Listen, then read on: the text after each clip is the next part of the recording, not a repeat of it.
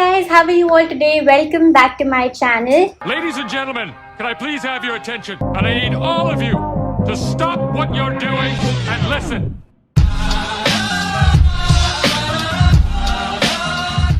So I keep getting questions on how I cleared my acne and how I get rid of facial hair, especially right now because we're all under lockdown. So the parlors are shut, we can't go and get our eyebrows done, waxing done, threading done. Now during PCOD, you know how hair growth is. It increases twofold, threefold, and it just gets so annoying because you have to keep visiting the parlor like every 2 weeks or something like that. And sometimes we just don't want to spend so much. We just want something we can do at home and get rid of the hair or get rid of acne. And while these things are normal, acne, hair growth, all of these things are very, very normal, and we should not, make it a taboo, or we should not shy away from talking about these things. But having said that, I feel like if you do want to get rid of facial hair, I like doing it because then my makeup glides on very easily, very effortlessly. It looks very nice and very smooth, does not look patchy. Acne, obviously, again, because when I go out, who doesn't want to get rid of acne? And I will be addressing all of those things. So by the time you're done with this video, you'll have something you would have learned, and that will hopefully be your path to clearing acne and getting rid of facial hair. So first we'll talk about acne, and then of course we'll talk about facial hair as well. Okay, now when we talk about PCOS, the first thing I want you to know is that all of the symptoms are interrelated, which means if you gain weight, sometimes PCOS gets triggered because of that. Sometimes weight gain gets triggered because of PCOS. So it could be very interrelated. Also, if you're eating a lot of junk, you will gain weight, but it will also reflect on your skin, and that is why the thing on which I emphasize the most is obviously diet control. You need to have a good diet. You need to cut down on junk, and if not cut down, at least balance it out and have a nice maintenance diet. Don't have a crash diet, or you don't need to lose 10 kgs in a week. You don't need to do that. You don't even need to Google how to do that. All I'm saying is just balance it out, and I'm telling you, your future self will thank you for it. Two of the primary ways that diet affects PCOS is through weight management and insulin production and resistance. Now, while junk food like French fries or chocolate or burgers, these things can't lead to acne directly, the focus instead is on how these foods can cause inflammation in the body. And this is especially the case if you have other acne risk factors like PCOS. Then of course, if you're having junk food, there'll be inflammation, and this will just, it'll fuel the fire. Now, while diet cannot in itself cure PCOS or cure acne, it is a huge chunk. It's like a very big component that can help get rid of acne and PCOS. Okay, next thing that I always talk about in any acne clearing video is apple cider vinegar. You guys know I swear by apple cider vinegar. You can use any apple cider. This is the one I use, and I've spoken about this earlier as well. But just get any apple cider vinegar that's got mother vinegar in it. Apple cider vinegar helps balance the skin's pH level. It's got antifungal and antibacterial properties, and it acts like a chemical exfoliator. So overall, it just gives your skin a nice look. It just gives your skin a nice smooth feel, and obviously it helps get rid of acne. The bacteria and the enzymes present in mother vinegar are supposed to be the source of many of the benefits that apple cider vinegar has to offer.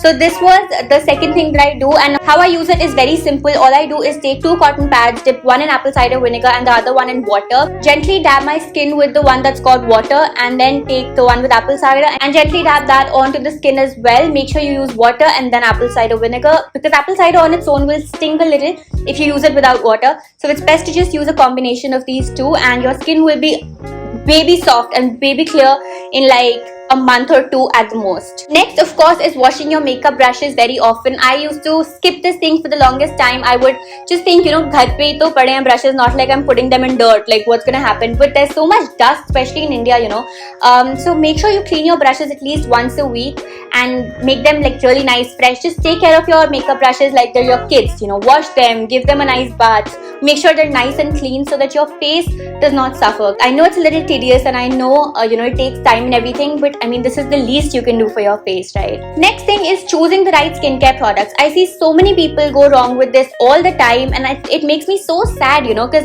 this is something that is so easy to do, yet I see people go wrong with it. Next time you go to any store, or if you're buying skincare online, I want you to keep a few things in mind. First one is, what is your skin type? Do you have oily skin? Do you have combination skin? Do you have dry skin?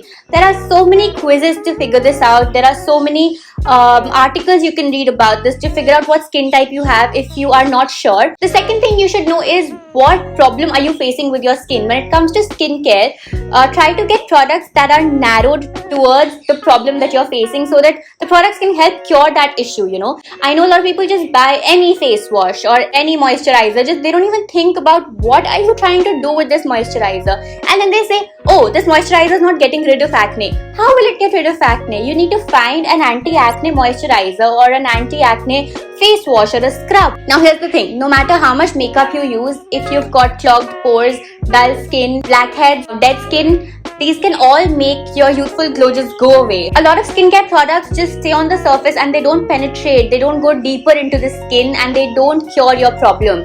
And I think that is one of the main problems, and that's why I always say research on what you're buying, research on what cosmetics, what skincare you're investing in. For that healthy looking skin, that youthful glow, you need to exfoliate, and one ingredient that I feel is absolutely amazing, especially if you have acne, is charcoal. Charcoal pulls out all of these impurities and all the dirt from deep within the pores. It literally takes it all out. Now moving on, if none of this works for you, it's best to visit a dermatologist. Whatever tips and tricks I give you are out of my own personal experience, and you know, these things may or may not work for you. They did work for me, but our skins are so different, you know.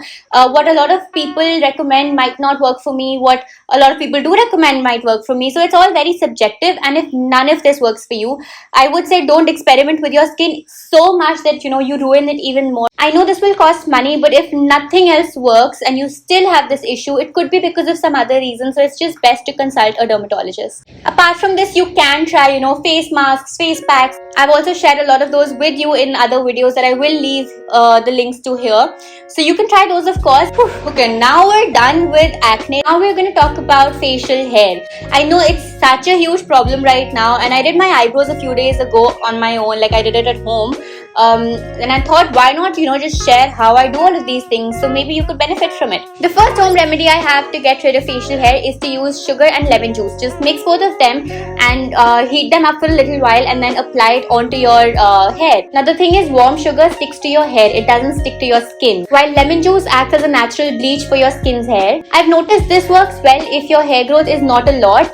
It works well if you've just got a few strands of hair here and there, but I know for those going through PCOS or PCOD, hair growth can be a whole different problem. So that's when, you know, you need to find out alternatives, because these home remedies are things that will work if your hair growth is not a lot. Now during this lockdown, if there's one thing that's truly been my friend, it is facial razors. These are the ones that I got from Miniso. You can get these from Amazon, you can get these from any store. They're available so widely, so it's not a problem to find these at all. I know so many people are scared ki the hair will come out, you know, thicker, it'll come out uglier, it'll be like a man's beard, but it won't. If you still are scared, maybe just do a patch test first and see if the hair is coming out like that, though it generally doesn't, especially on the face, because your face hair is very soft, it's very smooth. What I do is moisturize my face really well and then start shaving with a lady's facial razor. I won't go into the depth of this right now because I don't want this video to be super long. If you want a tutorial on how I shave my face, let me know and I will for sure do that as well. Now for the eyebrows, I generally get them threaded, so I go to the parlor and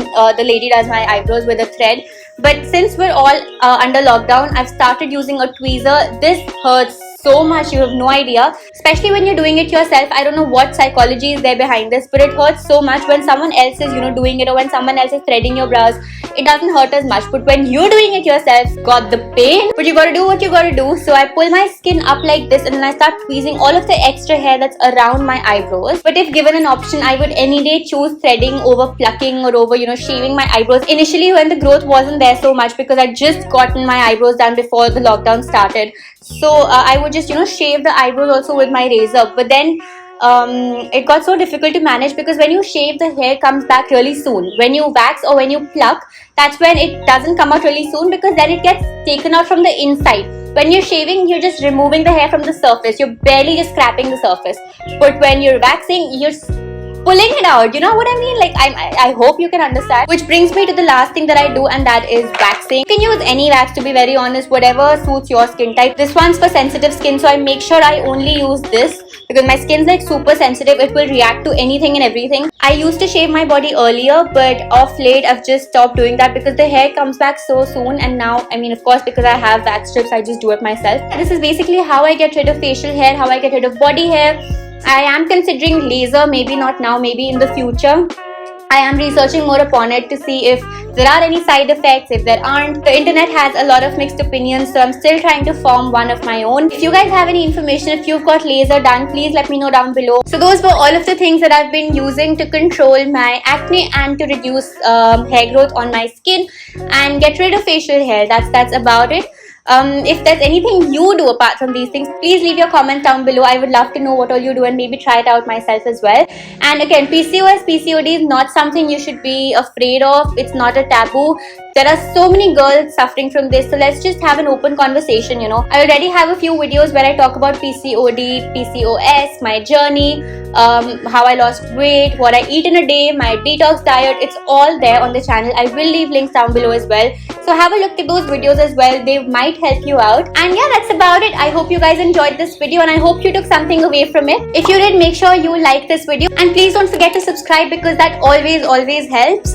And I make a lot of these videos. I talk a lot about acne, I talk a lot about skincare, diet control, all of these things. Before I leave, I just want to let you know I go live on Instagram very often and I share a lot of outfit photos, a lot of tips and tricks here and there. And if you still want to have a one-on-one conversation, you can obviously DM me on Instagram. I try to reply to as many as I can. If you liked this video, please come and check my Instagram as well. I'm sure you're gonna like it. The ID is right over here. And yeah, that's about it. I will see you all next time. Till then, bye-bye.